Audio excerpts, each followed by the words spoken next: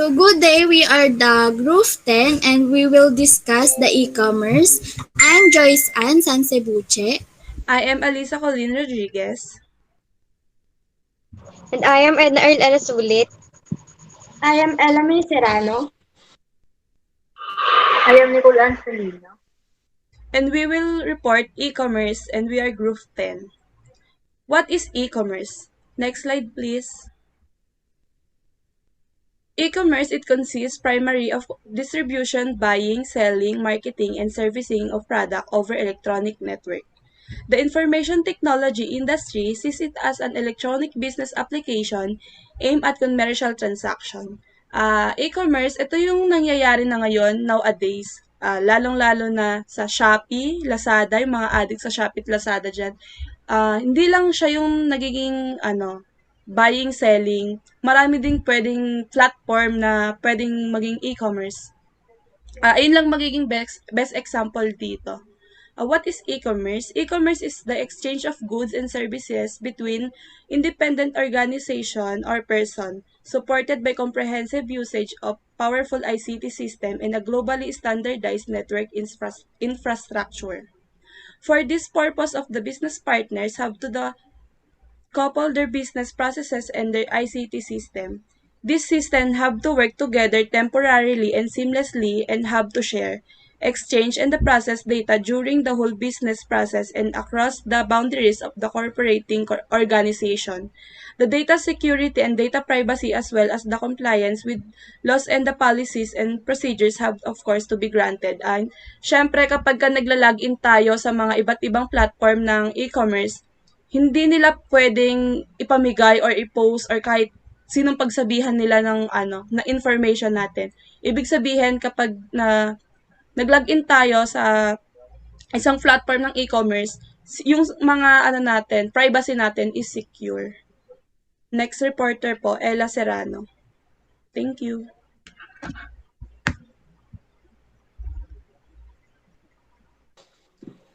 The information technology industry sees it as an electronic business application aimed at commercial transaction. It can involve electronic fund transfer. Um, Electronic fund transfer, this is the direct deposit in which an employee of a company prioritizes her employer to pay salary directly into his or her bank account. And another example of this is the mobile banking. Next is the supply chain management.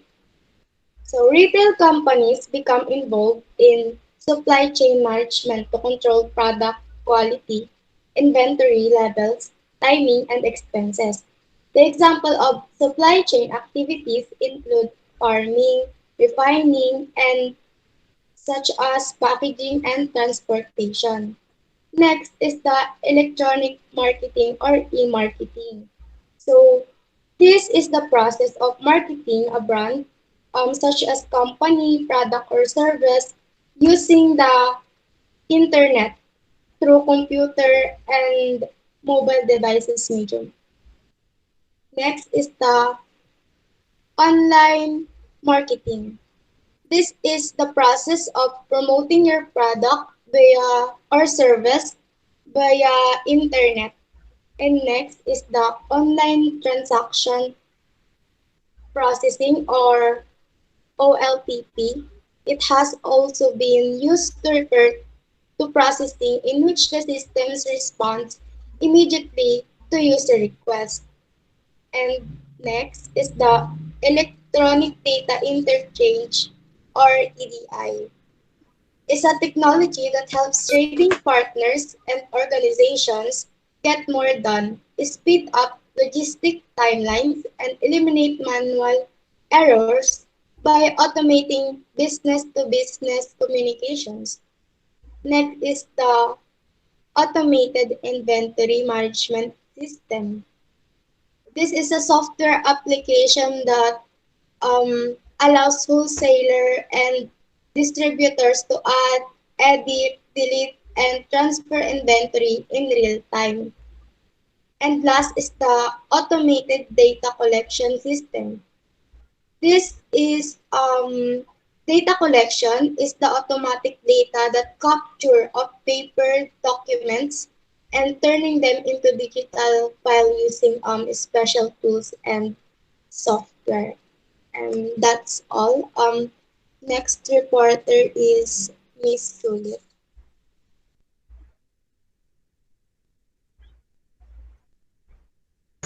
So next topic is background information of e-commerce. Next slide po.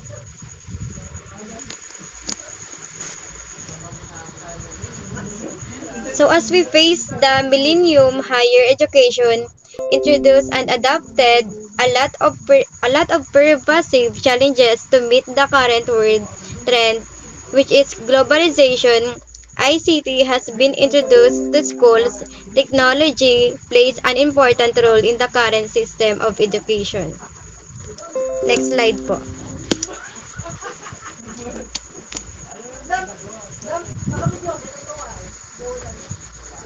Technology such as equipment and machineries play an important role in national innovation. So,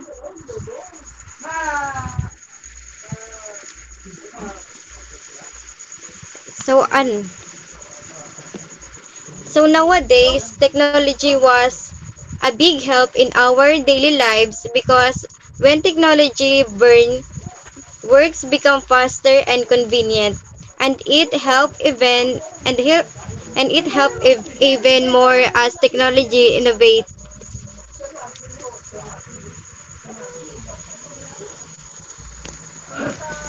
The significance of private sector's participation in democratic environment like ours, the Philippines. Next po. The significance of private sector's participation in democratic environment like ours, the Philippines. Next slide po. So the term electronic commerce has changed over time. Originally, electronic commerce meant the facilitation of commercial transactions electronically, usually using technology like electronic data interchange or EDI introduced in the late 1970s. So electronic or e-commerce or e-business refers to the technology system. The word commerce refers to the traditional business models. Next slide po. Next reporter po, Miss Ansibuchi.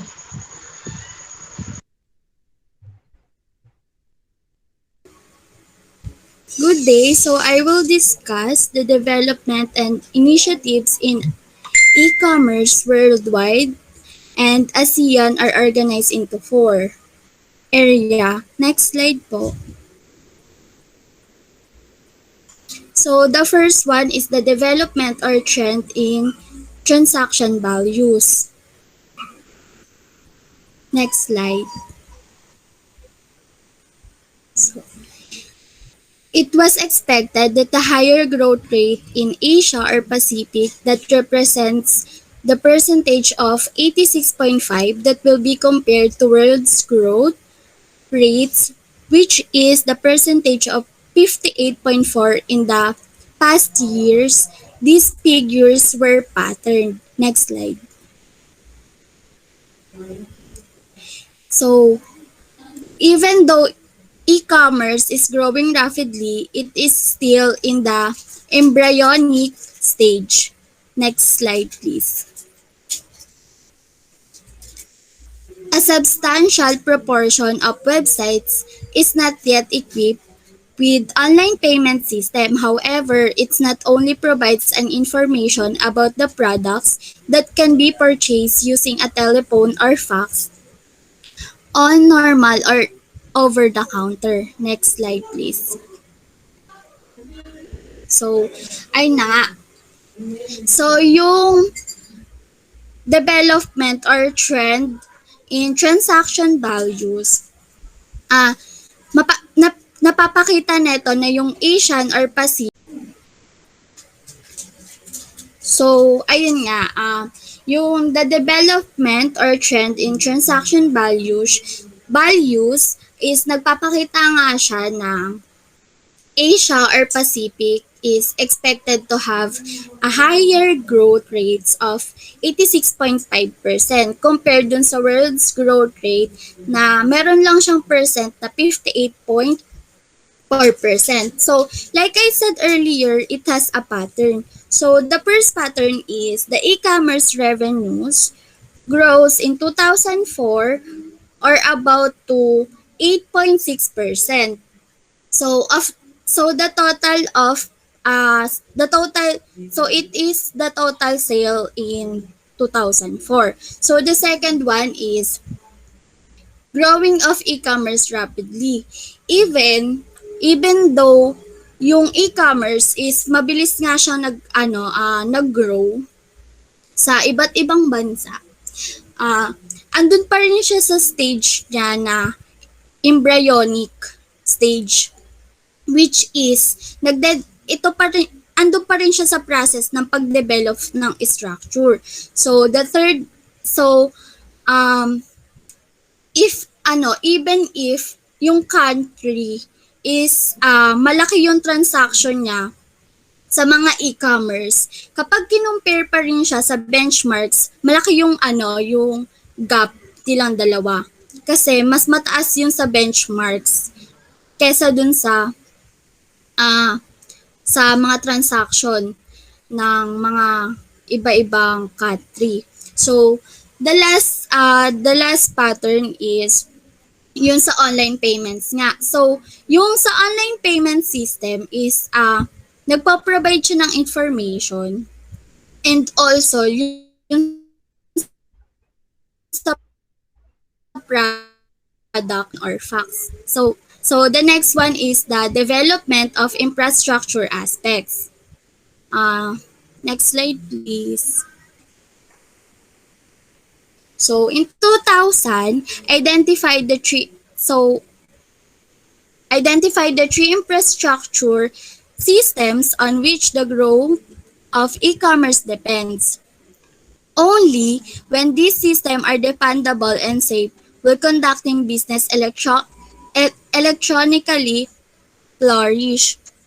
So, the development of infrastructure aspects has three infrastructure systems na nakadepend nga lang siya dun sa e-commerce. So, the three infrastructure systems are the communication infrastructure, payment infrastructure, and distribution and delivery infrastructure. Next slide po.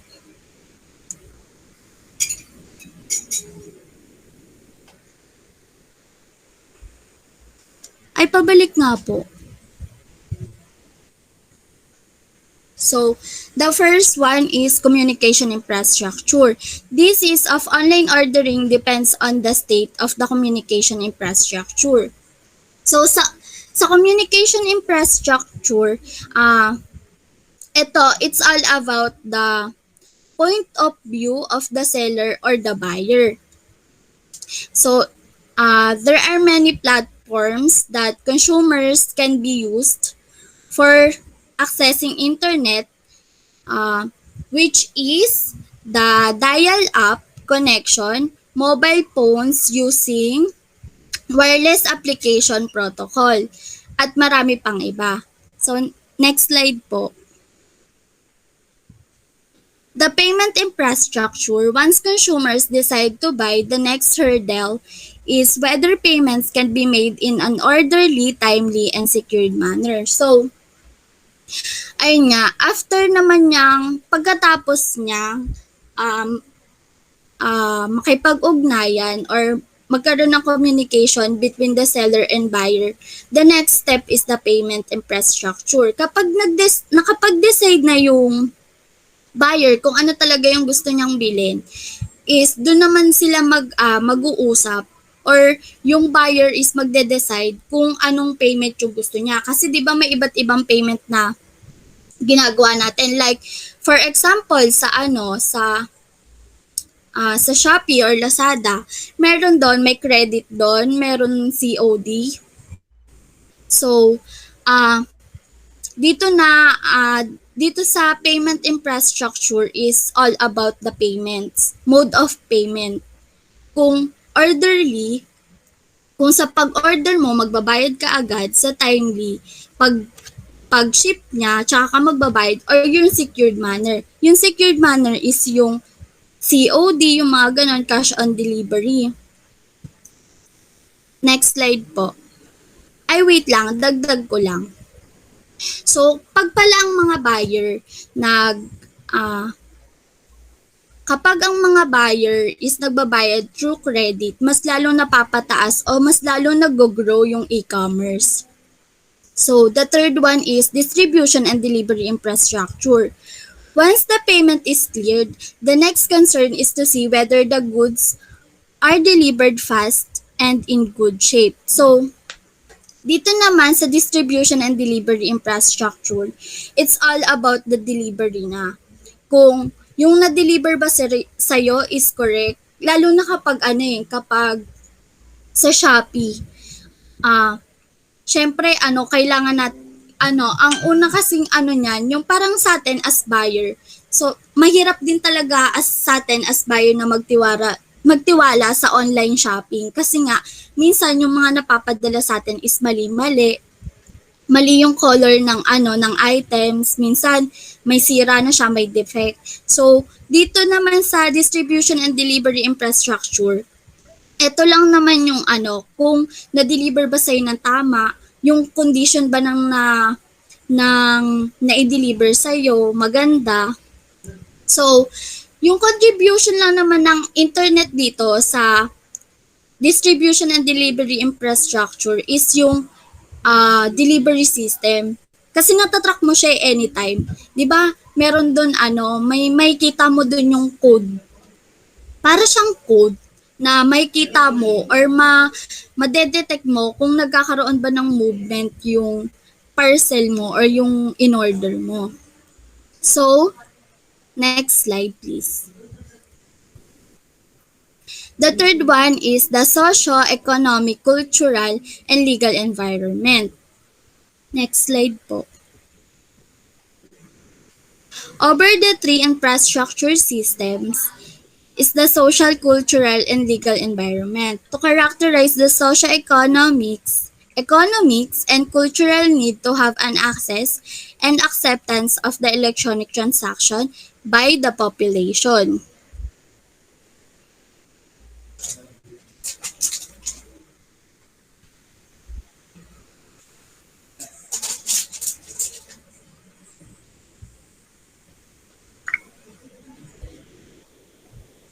So, madedefine lang naman natin yung socio-economic, cultural, and legal environment sa that e-commerce is the way of the population accept and access of the electronic transaction. So, there are several aspects. Next slide po.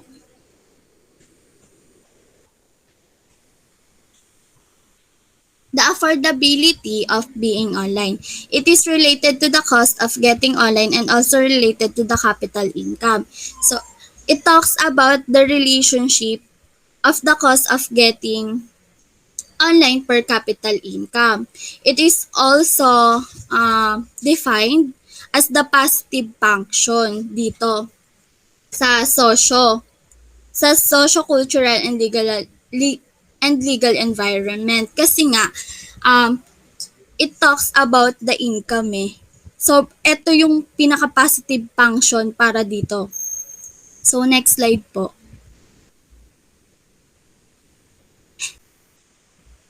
The level of comfort in doing electronic transactions.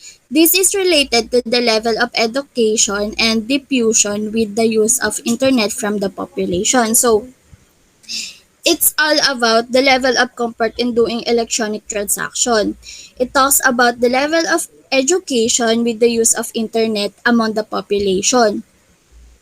Kasi, nowadays, for example, yung nararanasan natin ngayon, ito na yung best way sa atin as a student. Ito na yung way of learning natin. And hindi lang to sa education ginagamit.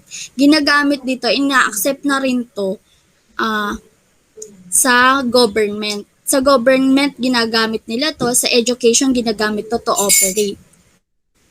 So, next slide po. So, the last is the legal environment governing electronic transactions. So, the ASEAN countries decide to enact e-commerce related law including the country of Singapore, Malaysia, Philippines, and Thailand is on the bridge of enacting an e-commerce legislation. So, the legal environment governing electronic transactions, the ASEAN countries such as the Singapore, Malaysia, Philippines, and Thailand enacted the e-commerce to their country because yung e-commerce kasi parang malaking impact na rin kasi siya sa atin ngayon. Kasi mas napapadali niya yung way natin ng pag-aano, lalo na ngayon, 'di ba? To prevent na rin yung mga pwede pang mga mangyari. And yung the Indonesia country also worked to enacted the e-commerce to their country. Yun lang po. And the next reporter is Salino.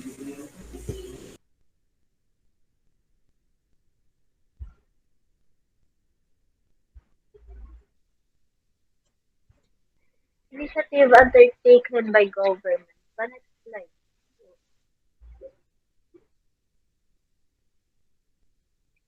A region initiative is Asian Regional Coordinate effort launched with the creation of ASEAN Task Force in November 1999. The task force joined public sector, private sector advisory body composed of representatives from 10 ASEAN member countries. Sa next slide po, number one is involving regional Asian solution structured.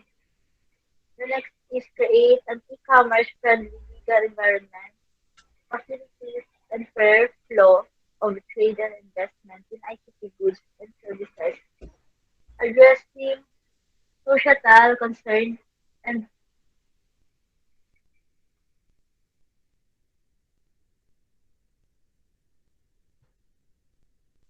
societal concern and government to lead by example. To, to accelerate the economic growth social process is cultural development in the region through joint endeavors in the spirit of quality and partnership in order of strengthening and foundation of prosperous and peaceful community of South Asian nations, and to promote regional stability through a vision respect of a justice and rule of law relationship. Pa next po.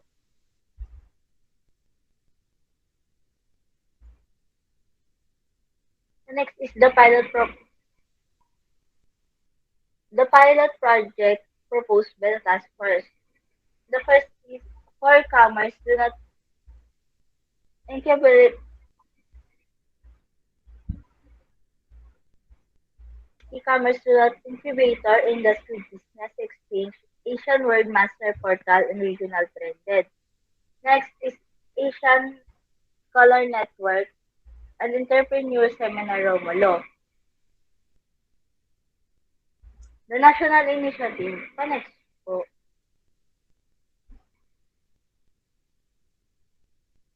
Initiative na po. po. The important milestone included 2001. The first is enhancing interconnectivity and interoperability. Next po,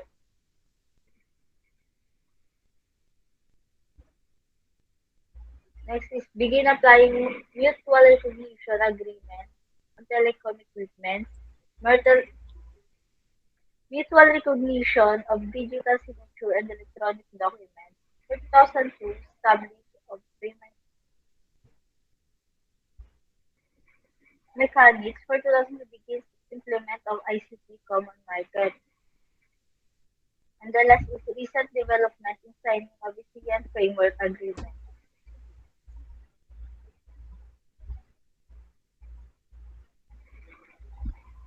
Next po, initiative. Several significant nationalization countries have been launched in recent years.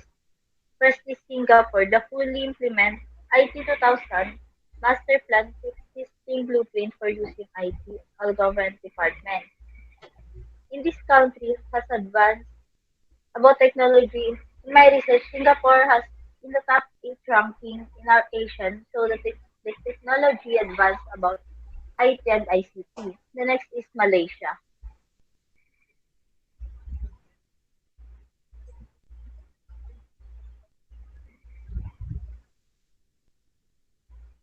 Significant national and ASEAN countries have been launched in recent years. Next po, for the most fully implement IT 2000 master plan is the existing blueprint for using IT in all government departments, which was formally launched in June 1996. It was aimed to deliver a new level of interactive multimedia applications and device at home, business, and school. Next po, first is a broadband infrastructure of high capacity network and switches, adv- advanced applications and service using high capacity network. Next po,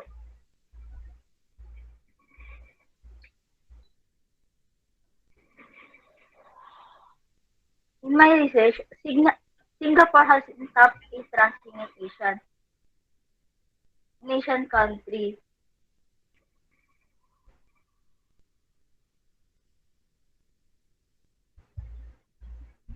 Technology, so that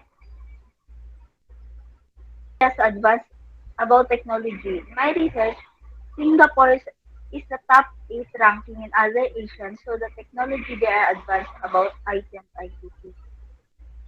Number Malaysia. Malaysia. Its part has launched in 2007, 1998, and the multimedia super corridor.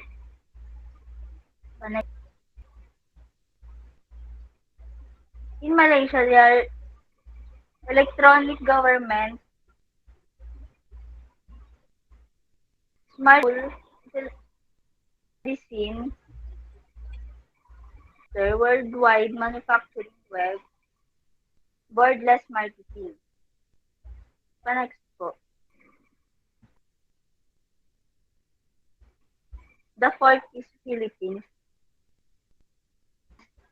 IT21 envisions the country to IT Human Resources Center in the region. The recent E-Commerce Act, Republic 8792, among others, mandates government agencies to issue e-commerce solution in their operation. Next is Thailand. It's about to finish its e-commerce plan by the end of October 2000. The existing monopoly of Communication Authority of Thailand being cited a major roadblock in the progress decision of internet use in Thailand per September 2000 because in Thailand has the lowest online business so that Singapore and Thailand have the same monopoly in about ICT and IT. Next, the last is Vietnam faces similar problems with Thailand regarding the monopoly of Vietnam Post and telecommunications and vital internal gateways. Has allow has a lowest ASEAN's marketing problem grows small international conscious and post Second World War period. The next reporter po is Rodriguez. Good evening, everyone. I am the reporting in Information Technology in Marketing. Next slide, please. The Internet. The Internet was part of US government project. Its original purpose was to link researchers at many different sites and allows them to exchange information. The procedure was cumbersome or broad commercial, hence in 1989 the WW or World Wide Web was developed. It provided access to portion of the target internet. The internet ngayon, nagagamit na po natin siya na halos araw-araw na hindi na natin kayang mabuhay na walang internet. The internet was The internet provides the capabilities of powerful and general that it can be used for almost and many purposes that depends on the information and its accessibility by every individual who connects to one of its constituent networks. It supports human communication via social media or electronic email or yung mga ginagamit natin ngayon katulad ng Messenger, email, Yahoo Mail, or chat rooms at katulad nitong Gmeet, Zoom, new groups and audio and video transmission and allow people to work collaboratively. Katulad nitong ginagawa natin na dito tayo nag-uusap-usap at isang malaking bagay nakakatulong sa atin ngayon. To many different locations, it supports access to digital information by many applications, including the World Wide Web. The Internet was proved to be spawning ground to the large and growing number of e-business, including subsidiaries of traditional brick-and-mortar companies that carry out most of their sales and services over the internet. Next slide, please. Electronic networking. Network are individual or organization linked together to share data, exchange information and ideas, and perform tasks. Electronic networks are created when the individual or organization are linked via some form of telecommunication. What is telecommunication? Telecommunication, also known as telecom, is an exchange of information over significant distances by electronic means referring to all types of voice data and video transmission. This is a broad term that includes a wide range of information transmitting technology and communication infrastructures, such as wired phones, mobile devices, such as cell phone, microwave communication, fiber optics, satellites, radio television broadcasting, and the internet. Electronic networking, an electronic network of the internet is developed when the personal computer of individual is company's department are linked together. When a server is added to a network, the network power is increased. A server is a more powerful central computer that can store vast amounts of data and perform sophisticated analysis. In the field of information technology, there are several layers of electronic networking. The electronic network that is supposed to link us all together has been called the information superhighway. Next po. Electronic information transfer.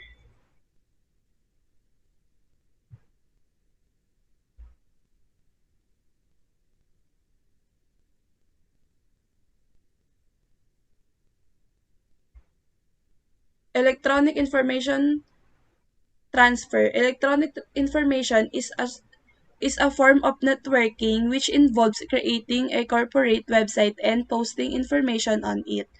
The information ranges from production description and invitation to supplier to submit bids on planned purchases to product, operating introduction and information about contracting sales personnel. Some e-information websites are open. Next po. Wait lang. Yung sa electronic information transfer, ito po yung mga nagta-transfer po tayo ng mga information through electronic. Katulad po nung sa email, nagsasend po tayo doon ng mga information files, gathers ng mga pictures and everything. Next slide po. Current business operation. For existing and potential business partners typically has information for supplier because some of the information is considered confidential, access may be restricted and require a password. Yung sa current business operation, how to contact corporate buyers, invitation to bid plans, purchase payment and terms and condition, delivery requirement, customer product description, dealer contact information, and credit terms. Next po. Links. Connection to other related sites by simply clicking on the icon that describes the related site, the visitor is transferred to it. Links yung alam naman natin kung ano yung link. Katulad nung katulad nung nag-send ako ng link via Gmeet, pag pinindot niyo yun, papasok agad kayo sa Meet. Ayun na yun. And marami pa, iisa lang yung klase ng mga link, pero iba't ibang klase siya eh. Halimbawa, link ng FB, link ng Zoom, link ng Shopee. Pag clinic mo yon, yung link na yon, mapupunta ka na agad dun sa site na yon. A link is a selectable connection from one word, picture, or information object to another. Next po. Attraction and entertainment features. Tools and techniques for engineering site visitors. Entertainment is much more common on the website of consumer product markets than the business-to-business marketers, but all sites must be attractive and easy to navigate to hold visitors. Ayon sa attraction and entertainment features, kailangan yung sa website maganda at kaaya-aya na hindi maboboard yung mga taong papasok dun sa website na meron ka. Next po. Contact point. Providing an email link for visitors, permitting them to ask questions or make comments. This opportunity for interaction is major distinguishing features for internet communication in comparison to traditional media advertisement. Ito yung mga nagsisend ka ng email katulad nung sinesend ng mga Lazada kapag may sale sila. Ayun na yung parang point to point na directly na yung nagpagsasend nila ng advertisement nila. Hindi katulad ng advertisement dati na usually ginagamit pa rin naman siya ngayon, pero katulad nitong contact point na directly na sinesend na sa email mo. Next po.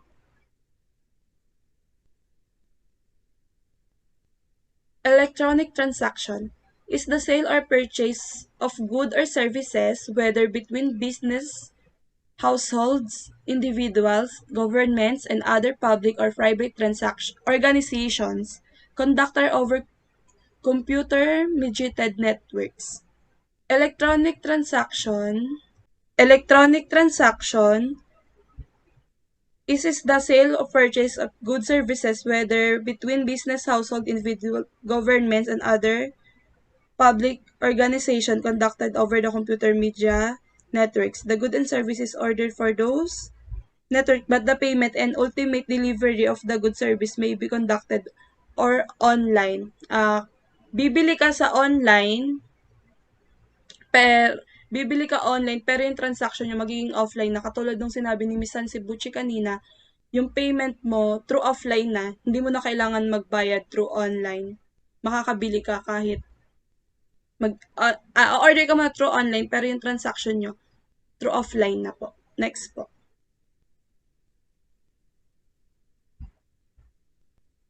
Electronic data interchange. Electronic data interchange is a limited to large firm because of the cost involved to implementation. It cannot quickly adjust to price or products availability changes. It's is somewhat inflexible. Electronic data exchange or EDI is the standard format of for intercompany communication of commercial document. It is in the most basic form. EDI is the standard electronic format that substitutes paper-based records like purchase orders and invoice. Organization may save time and money by automating paper-based processes, which eliminates expensive mistakes caused by human processing. Information is transferred directly from organization computer application to another computer application through EDI exchange. The position and sequence of information in a document format are defined by EDI standards. Data may be transferred quickly with this automated capacity rather than taking hours, days, or weeks. It would be with paper documents or other ways. In every in very beginning there was the development of the electronic data interchange. The EDI was very convenient as it replaced the most traditional form of documents exchange such as emailing and faxing. This system was used mainly by trading partners who utilized it to transfer orders, invoice, and pretty much any other business transaction. Data format that was used when the order is sent. It was then examined by value-added networks and then proceeded to the process by the recipient set system. The EDI was a great tool in its time. It allowed quickly and easy transfer of data without the need of any human invention. Yung EDI, ano siya eh,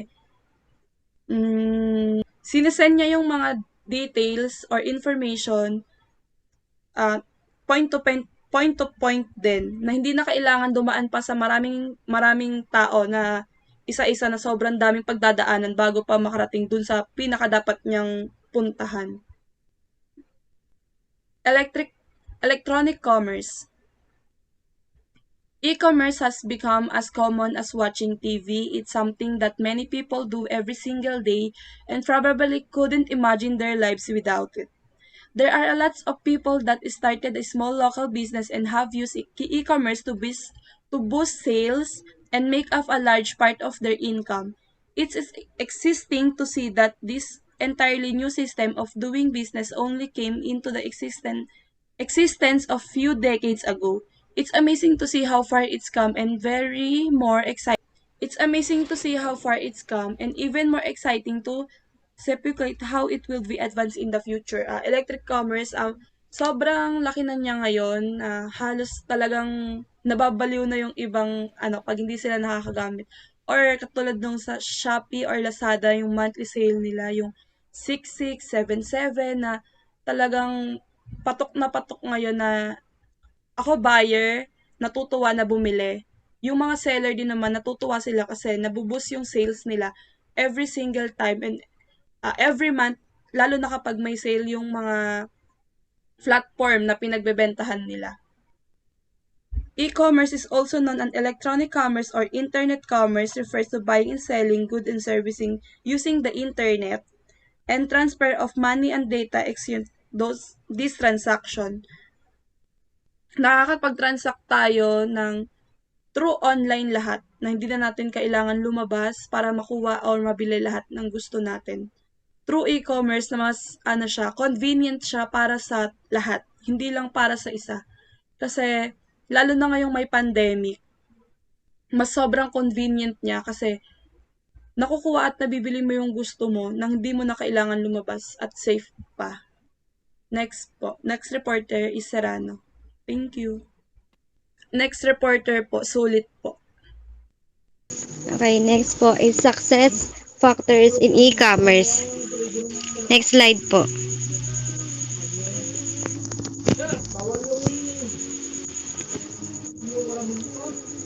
A technical, organizational aspects.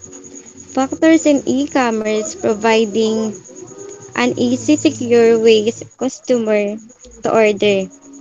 Credit cards are the most popular means of sending payments on the internet, accounting for 90% online purchases. So, why the transaction is become fast and easy because they provide an easy way for customers to order. Nowadays, credit cards are the most commonly used when it comes in sending payments. Right po. Providing reliability and security. Parallel server hardware, redundancy, fail-safe technology, information, encryption, and firewalls to provide reliability and security. Next po is providing 360-degree view of the customer relationships defined as ensuring that all employees, suppliers, and partners have a complete view and the same time view of the customers. So, it is important to provide a 360-degree view of the customer relationship to ensure that all employees, suppliers, and partners have a complete view. Next po.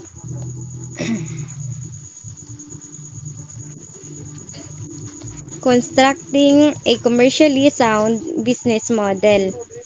If they success factor and appeared in textbook in 200, many of that companies might not have gone into bankruptcy.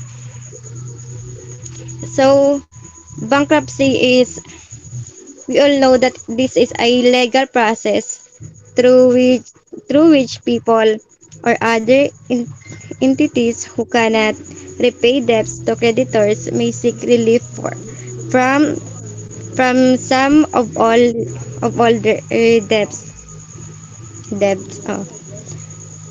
Creating an electronic value chain in which one focuses on a limited number of core. So this electronic industry value chain includes product and service development, procurement, supply and manufacturing, and marketing, sales and service. Next po. Next is operating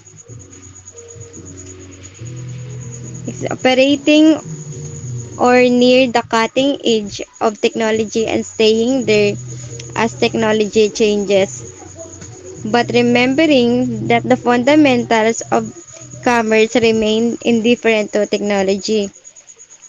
So in these fundamentals of commerce always remain indifferent to technology because commerce is a process of exchanging goods and services in the form of money directly.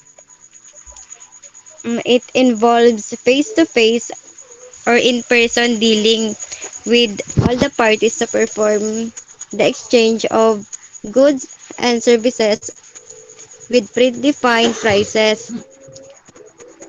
Next is setting up an organization of and agility to respond quickly to any changes in the economic, social, and physical environment. So, setting up an organization of sufficient alertness and agility help successfully react to competitors, to new industry changing technologies, and to shift in the market conditions. It take it take advantage of opportunities and make the most of competitive challenges. Organizations must innovate. Next slide po. Next is providing an attractive website. Tend to provide an attractive website. Taste, use of colors, graphics, animation, and etc. to become look good and to gain more customers. Syempre po, kailangan po natin ng effort and kailangan natin maging creative para maging maganda yung pag-present natin ng website. Para naman syempre makakuha tayo ng customers. Next is streamlining business processes. Is streamlining business processes. Streamlining processes is important because it can be beneficial both in short-term productivity and profits, as well as the long-term ability to withstand competition and agility to make changes. And additionally, it lower expenses with improved efficiency.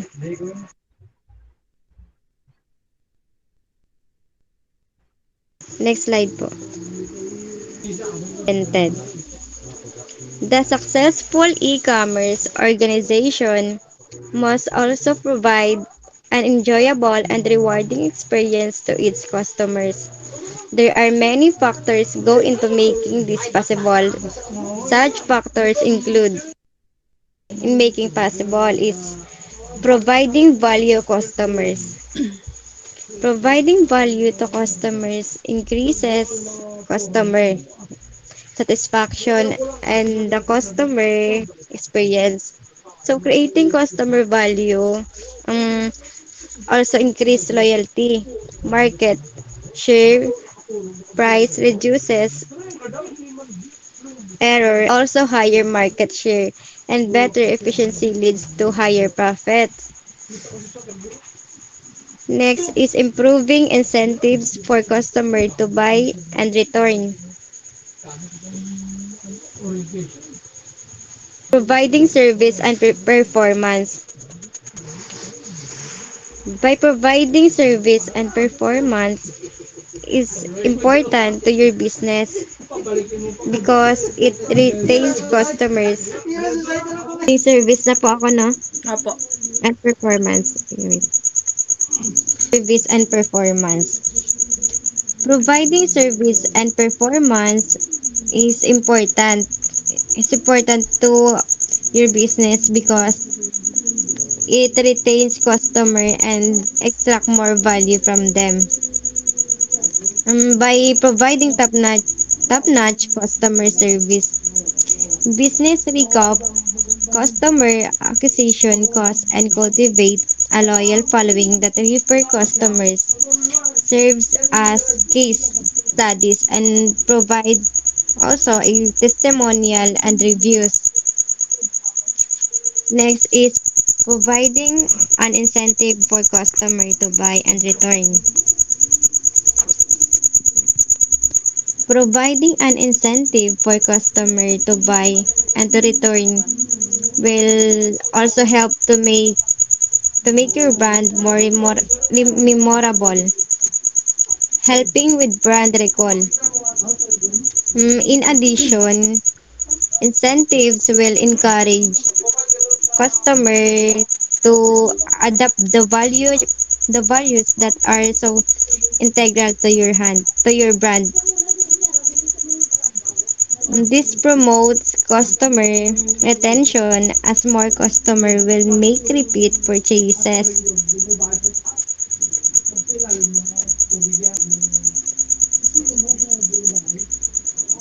It's providing personal attention.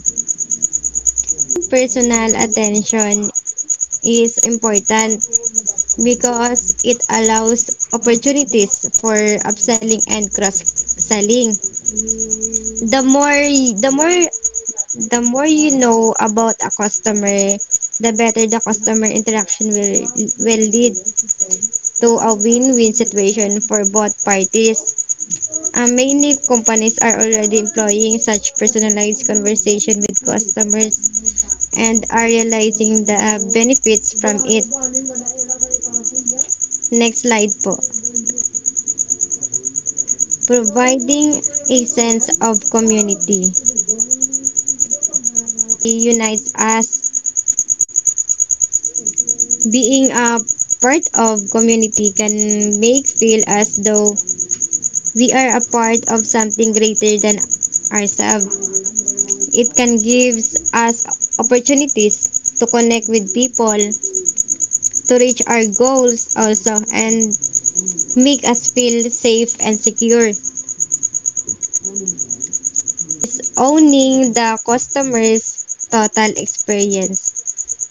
Delivering a great customer experience is hugely important for any business. Syempre po, the better experience customer have, the more repeat custom and positive reviews you'll receive. Syempre, makakatanggap ka talaga positive reviews while simultaneously reducing the friction of customer complaints and return. Letting customers help themselves. Customer the gift of self-service. When your customer can answer their own question, your team can spend more time making deals and solving bigger customer issues. So, less trabaho po kapag hinahayaan nyo yung customer kung paano po sila mag-serve ng kanilang sarili. Less trabaho din po, and then yung mga besides yung mga employee maka-focus sa ibang goal or ibang trabaho. So next is helping customers to their job of consuming. Helping a customers to do their job of consuming is important because they can think properly of what they should need to buy. Next slide po. Reporter is Rodriguez. E-commerce business models. Next slide po. Business to business. Business to business or B2B, commonly known as B2B, is a type of transaction that occurs between business, such as between a manufacturer and a wholesaler, or between a wholesaler and a retailer. Business to business refers to transactions that take place between business rather than between business and individual customers. Ito yung this is when pag bumili ka sa isang wholesale, tapos ibebenta mo siya ng retail, ayun yung example ng business to business. Para siyang buy and sell eh. Kasi bumili ka ng wholesale, then ibebenta mo siya ng retail sa mga consumers. Next po.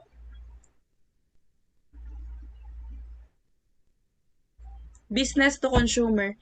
The practice of selling items and services directly between a business and a customers who are end users or its products or service is known as business to consumer or B2C. The majority of business that sell directly to customers are referred to as B2C businesses. Ito naman yung mga nag-wholesale or yung mga manufacturer, directly agad sila sa consumer. Hindi na sila hindi na sila nag-isa-isa, directly na agad sa consumers. Next po. Government to business. The sale and marketing of goods and service to federal, state, and local government agencies is known government to business. The sale and marketing of goods and services to federal, state, and local government agency is known as the business to government. There are three types business model into this terminology. Business to consumer, B2C, business to business, B2B, and business to government, B2G.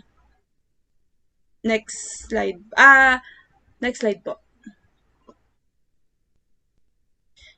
This is the graph or the model of e-commerce business models. Marketplace, B2B, then B2C, fulfilled by seller, fulfilled by marketplace. Direct, retail, brand, transactional, and subscription. Next po. Getting your business on the web. A trend of business in this advent of new technology is to offer their product and services electronically. A practice known as e-commerce, there are advantages to engage in e-commerce. Next slide po. Providing fast and efficient service and lead to a competitive advantage and presents the opportunity to reach out to the large target market.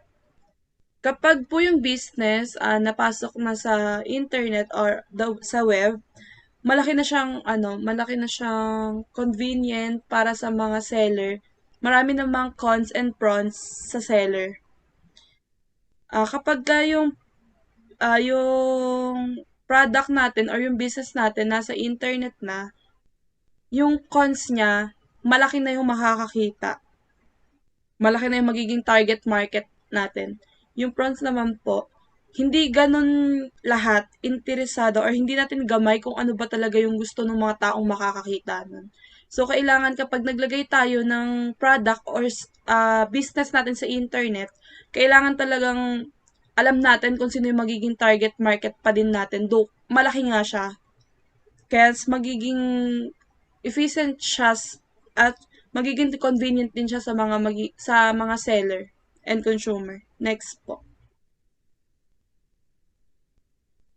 Next reporter is Serrano. So, good day to everyone, especially to our professor, Professor Titong. So, my topic is all about the 3 steps to analyze when looking at the creation of an online business. So, first is the consideration. So, how does a business know whether they should engage in such practice like this e-commerce? So, despite the obvious advantages to e-commerce, kagaya nga ng sinabi ng mga naunang reporter na yung advantage niya is maraming makakakita, which is totoo naman kasi lahat naman ng tao or karamihan ay gumagamit na ng mga mobile phones or to talk online. So,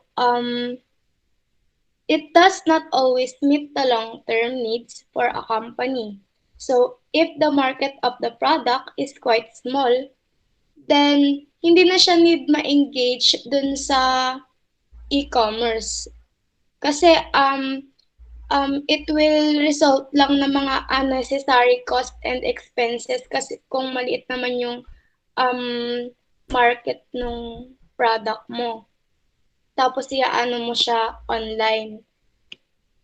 And next is, secondly, if the company wishes to remain domestic and not expand its services, then a company would be better suited to follow the normal processes of advertising. Yun nga, normal processes like kagaya ng mga flyers, di ba, kapag nag-advertise, kaysa i-online pa siya. Participating e-commerce. And kapag naman, if a company believes that their product has great market potential outside of their domestic realm and feels that they can participate in e-commerce, dito na papasok yung mga aspect na i-consider natin. So first, what is the idea for the business? So the first step in starting a successful business is to come up with a great idea. So, ayun nga, kapag build tayo or mag-start tayo ng business, hindi lang basta-basta yung mga idea natin, pinagpaplanuhan pa siya. So, next is it a product or service? Choose what you're going to offer.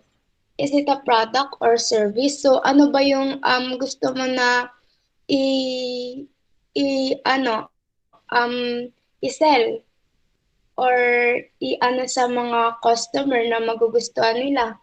Kung product ba yun? Ano yung product na yun? Magugustuhan ba nila yung product na sa tingin mo ibebenta mo online? Or kung hindi naman, pwede rin service, which is patok din naman siya kung depende yun sa mga customer. Next is, what is the name of it? Use a name that has meaning and conveys a benefit. So, ayun nga, sa online, meron, kasi di ba kapag kahit hindi online, meron din yung mga name na kagaya nga ng sinabi ng ibang, yung previously na reporter na ano yung dapat wala kayong kaparehas.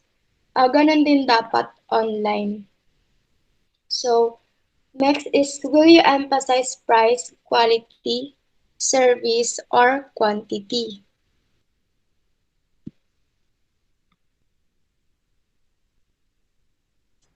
Important, but quality is what will keep customers loyal to your company in the long run. It's important to set prices that are competitive. Next is, what is the target market? It is a group of potential customers to whom a business wants to sell its goods and services. So ano ba yung target ng market? Ano ba yun?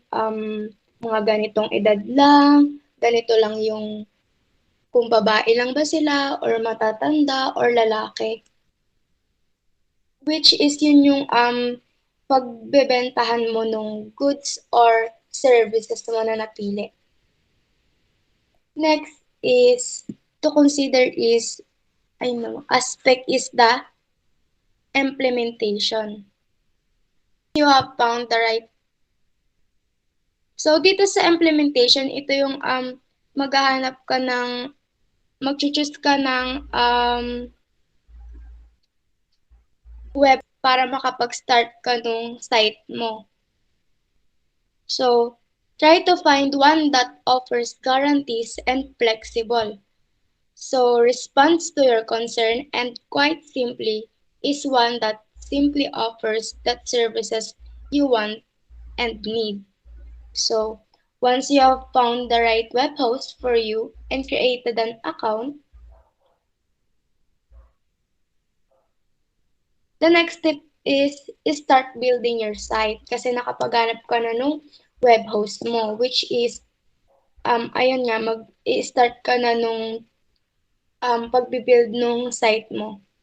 And next is the finalization.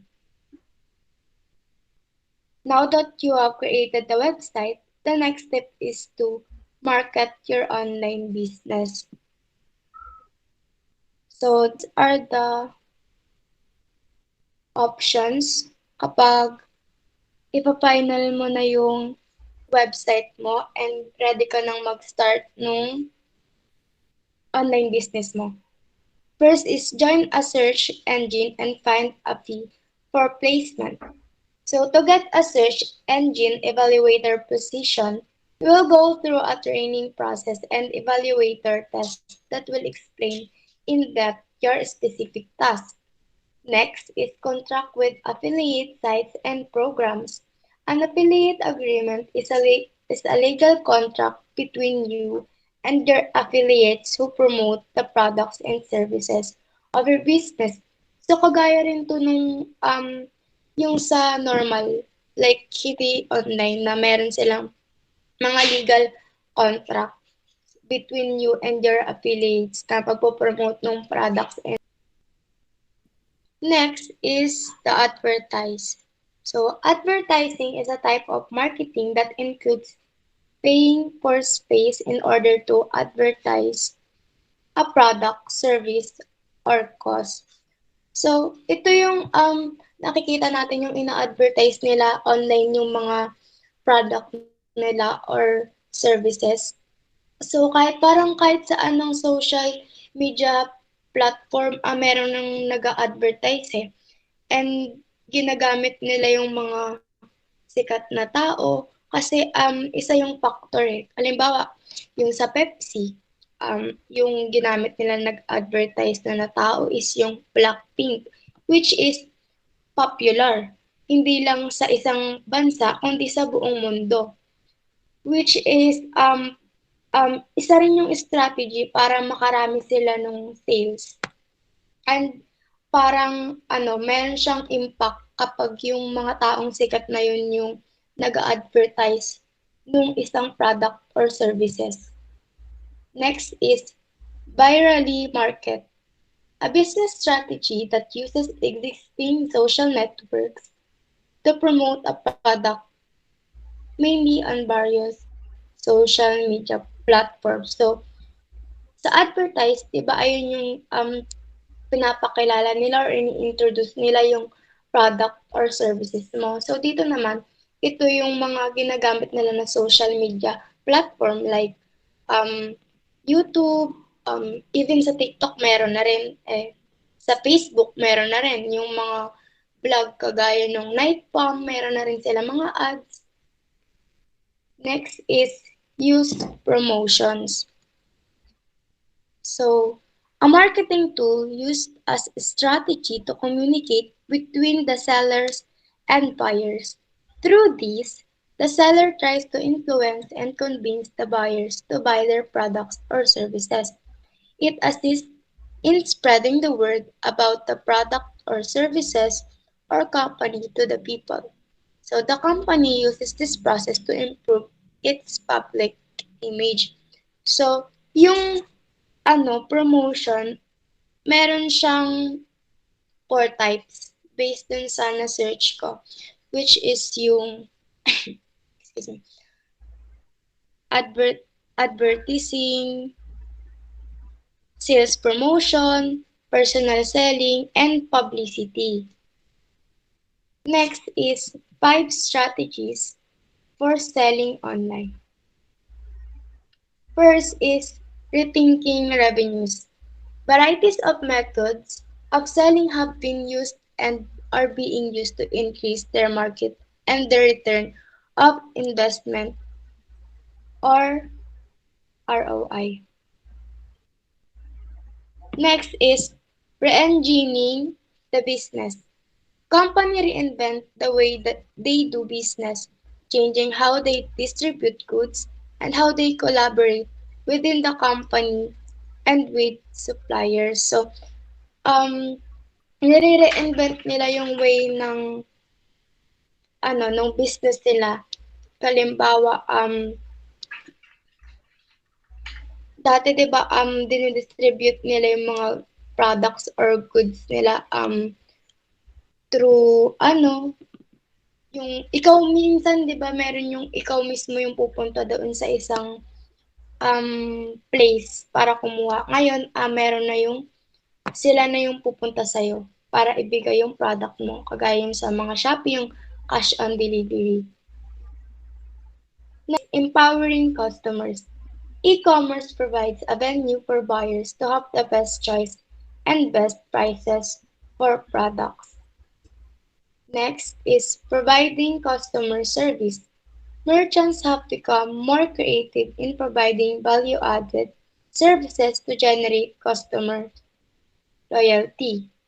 Ito na yung nagpa-provide yung mga seller or isang may-ari ng business ng service dun sa kanilang mga merchants para manatili silang loyal. Halimbawa, magbibigay sila ng mga coupons or freebies, ganon, and sale kapag bumili sila ng ganito yung halaga ng product.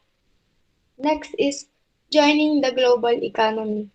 The web is not just for the technology savvy. It is also for men, women, and children of different countries, religions, and nationalities participating in the new market. So, kagaya nga ng sinabi dyan, parang wala siyang pinipili kung na specific. Kumbaga, open siya sa lahat. Next is finalization.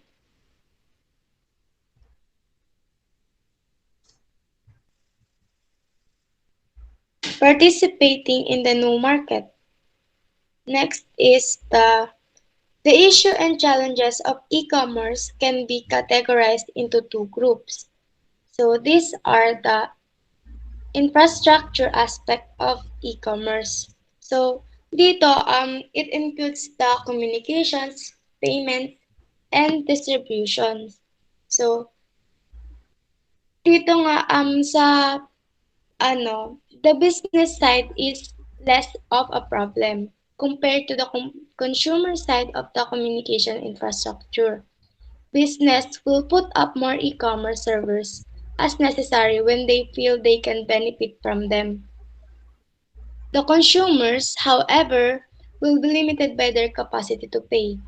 It should be noted that except kagaya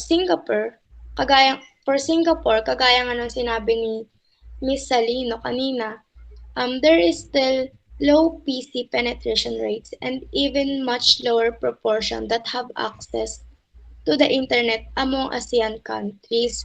So, aware naman tayo na dito sa country natin yung bang service nung yung pagdating sa internet access, hindi siya ganun kabilis. So, halimbawa na lang yung mga halimbawa kami, gumagamit kami, meron kaming internet provider which is yung Planet. Tapos papataasin namin yung ano ba yun? Yung Mbps para mas mabilis yung access namin dun sa internet. Pero nagkakaroon pa rin ng problema kasi nga yung country natin, kagaya ng sinabi ni Miss Sulit kanina, hindi siya nabigyan masyado ng government nung ano ba to, ng focus or nabigyan ng pansin. Kasi nga isa din sa problema nila is yung internet access is mataas yung high cost siya. Mataas which is kahit kagaya namin, itaas namin yung Mbps namin tapos malaki yung bayad namin. Kung yung mismong country naman natin is mababa yung access nila sa internet, kagaya ng sinabi ko dahil sa price nito, wala pa rin magbabago. Kaya isa yan sa issues pagdating sa e-commerce. Next is the socio-economic, cultural, and legal environment. So government can do a lot to improve the acceptance of electronic transaction in people's lives by introducing ICT in the operations.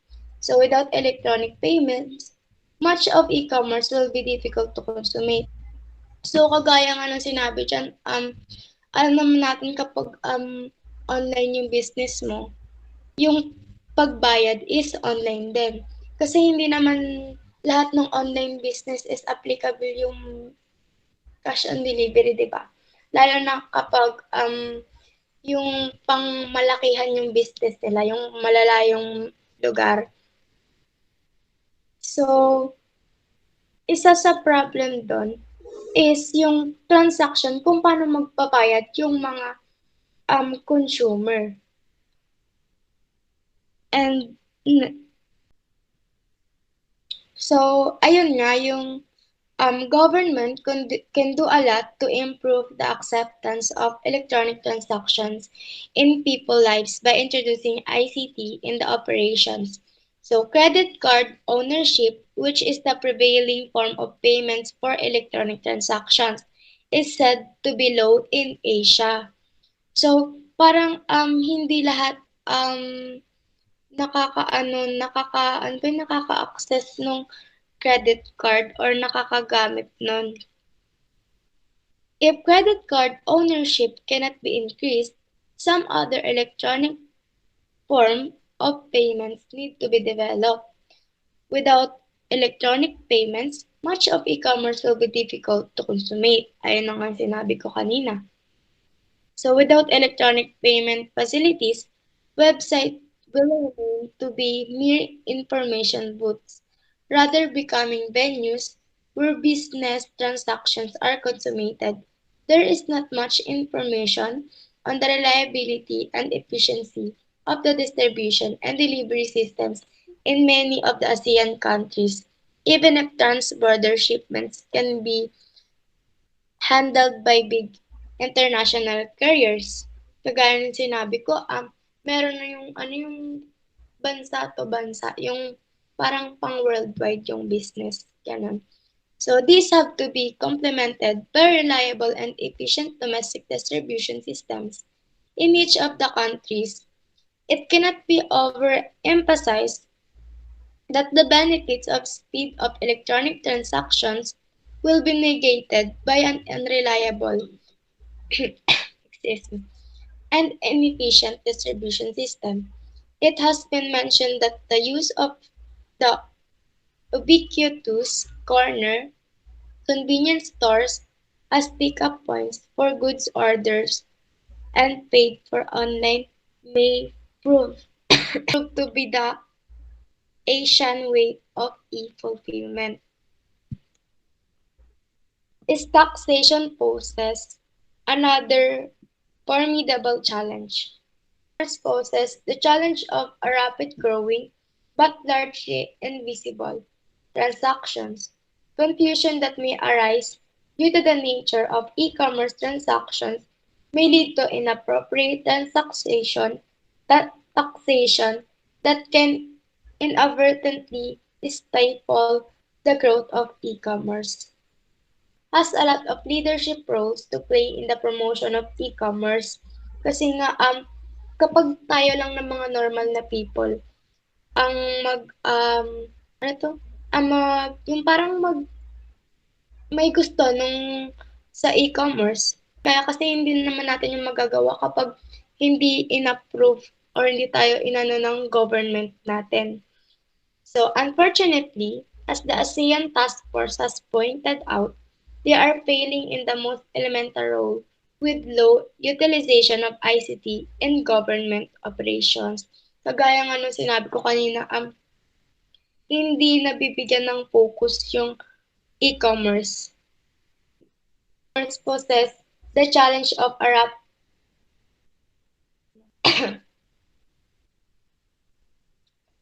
So that's our topic for today about the e-commerce. So thank you for listening, and we are the group 10. Thank you for listening, ma'am and classmates.